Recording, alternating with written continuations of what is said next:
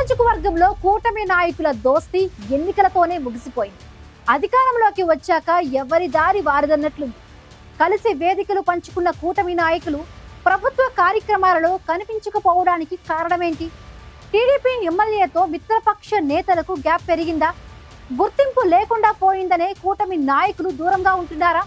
అసలేం జరుగుతోంది ఆ నియోజకవర్గంలో?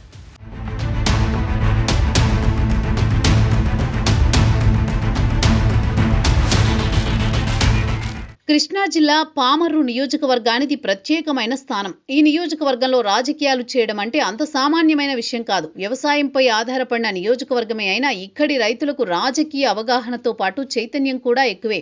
పామర్రు నియోజకవర్గంలో మొదటి నుంచి పార్టీల కన్నా అభ్యర్థులపైనే రైతుల ఫోకస్ పెడతారు. అందుకే ఈ నియోజకవర్గం నుంచి పోటీ చేయాలంటే నేతలకు కత్తి మీద సాములాగే ఉంటుంది. 2024 ఎన్నికల్లో కూటమి అభ్యర్థిగా వర్ల కుమార్ రాజా, వైసీపీ నుంచి కైల అనిల్ పోటీ చేశారు. జనసేన, బీజేపీ మద్దతు ఉండడంతో వర్ల కుమార్ రాజా గెలుపు నల్లేరుపై నడకలా సాగింది. ముఖ్యంగా కాపు సామాజిక వర్గం ప్రధాన పాత్ర పోషించింది. బీజేపీ కూడా పూర్తి మద్దతునిచ్చింది. దీంతో టీడీపీ నుంచి పోటీ చేసిన కుమార్ రాజా అత్యధిక మెజారిటీతో ఎమ్మెల్యేగా గెలిచారు.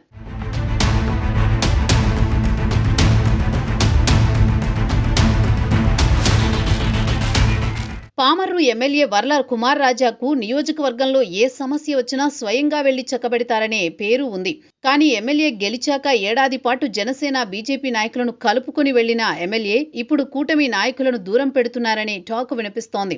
నియోజకవర్గంలో మండలాల వారీగా ఎమ్మెల్యేలు తన వర్గ నాయకులకు పెత్తనం ఇవ్వటమే దీనికి కారణమనే గుసగుసలు వినిపిస్తున్నాయి. 5 మండలాల్లో మండలానికో టీడీపీ నాయకుడు చక్రం తిప్పుతుండటంతో కూటమి నేతలతోనే కాదు సొంత పార్టీలోనే గ్యాప్ పెరుగుతోంది. స్థానిక సంస్థల ఎన్నికలు దగ్గర పడుతున్న సమయంలో కూటమి పార్టీలో అంతర్గతంగా పెరుగుతున్న అసంతృప్తి నష్టం చేసేలా ఉందంటున్నారు. ఏరు దాటాక బోడి మల్లయ్య అన్నట్టే పామరులో పరిస్థితులున్నాయని నియోజకవర్గ ప్రజలు చర్చించుకుంటున్నారు.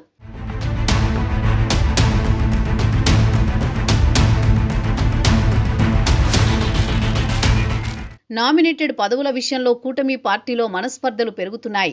నామినేటెడ్ పదవులన్నీ టీడీపీకే దక్కడంతో జనసేన, బీజేపీ నాయకులు మనస్తాపానికి గురవుతున్నారు. అధికార కార్యక్రమాలకు దూరంగా ఉంటున్నారు మిత్రపక్ష నాయకులు. ప్రజా సమస్యలపై ఫోకస్ పెట్టిన ఎమ్మెల్యే కూటమి లుకలుకలను సరిచేసుకోకపోతే రాబోయే కాలంలో గడ్డు పరిస్థితులు తప్పవంటున్నారు.